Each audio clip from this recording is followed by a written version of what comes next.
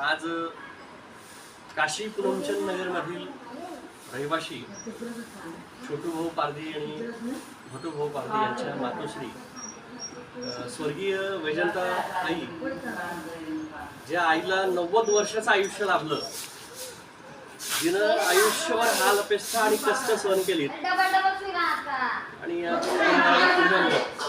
खरोखरच ही आई आदर्श होती. या संबंध कुटुंबाला प्रेरणा देणारी ती प्रेरणा स्तोत्र होती. आणि म्हणून आज छोटू भाऊंच्या परिवारानं त्या आईची या शेवटच्या क्षणापर्यंत 90पर्यंत चांगली सेवा केली, म्हणून ही माऊली आज चांगलं आयुष्य जगू शकली आणि ती काल परवा हे जग सोडून अनंताच्या वाटेला निघून गेली. तर मित्र हो, एकच सर्व म्हणून माझ्या कवितेतल्या माध्यमातून विझला मायेचा दिवा,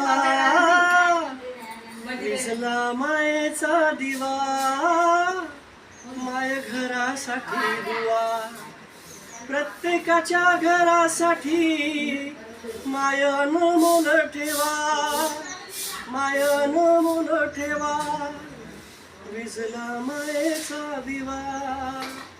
मित्र हो, आई ही अनमोल ठेवा असते आणि हा ठेवा सांभाळून ठेवणं, जपणं खूपच महत्त्वाचं असतं.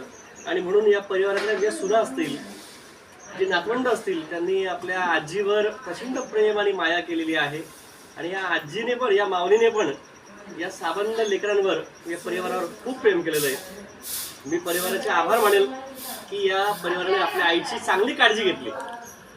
म्हणून माझंही तुम्हाला दर्शकांना विनंती आहे, आई आणि वडील यांची जेवढी सेवा करता येईल तेवढी करा, एवढंच मी आपल्याला सांगतो.